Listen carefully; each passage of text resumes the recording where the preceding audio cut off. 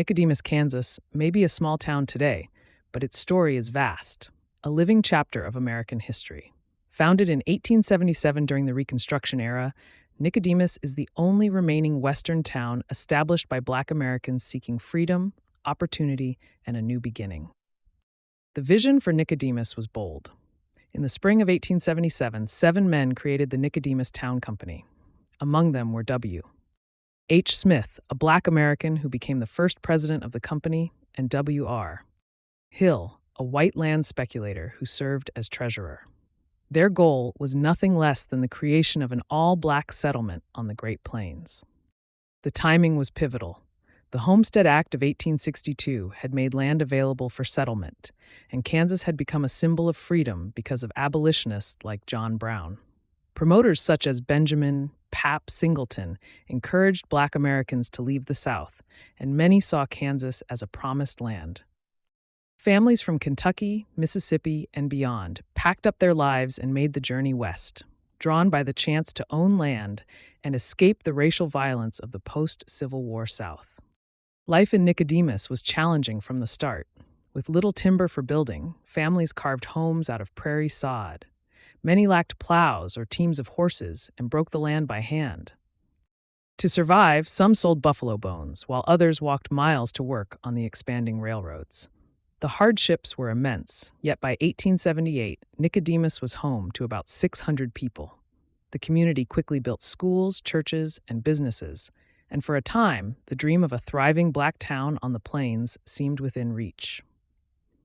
Under leaders like John Wayne Niles, who became president of the town company, Nicodemus fostered a spirit of self-reliance. Residents rejected dependence on charity and instead emphasized hard work and independence. Social organizations, including the Grand Independent Benevolent Society, provided structure and pride. Dances, festivals, and annual emancipation celebrations honored freedom and gave strength to the people of Nicodemus. But prosperity was fragile. In 1880, the town competed to become the Graham County seat, but lost to Millbrook. That same decade, repeated droughts, poor harvests, and economic hardship took their toll.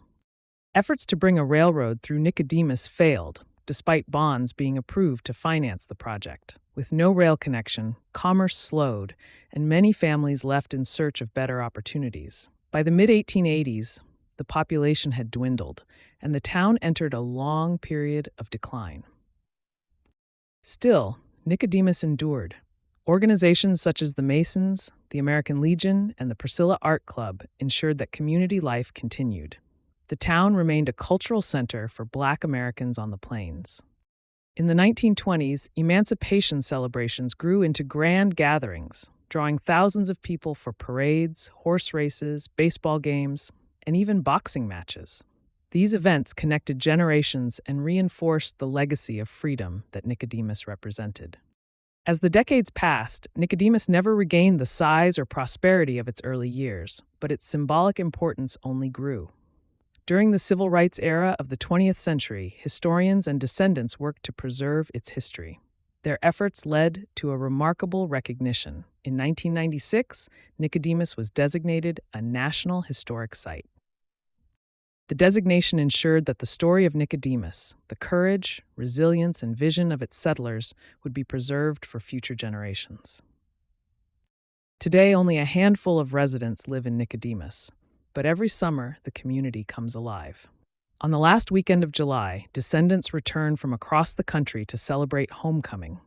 Parades march through the streets, stories are shared, and families honor the memory of ancestors who dared to build a new life in the face of immense odds. Nicodemus is more than a small town in western Kansas. It is a monument to resilience, a place where freedom and perseverance took root on the American frontier. The vision of leaders like W. H. Smith, John Wayne Niles, and the countless unnamed pioneers continues to inspire. Nicodemus stands as a reminder that history is not only measured in numbers, but in the enduring spirit of a people determined to carve out a future for themselves and their descendants.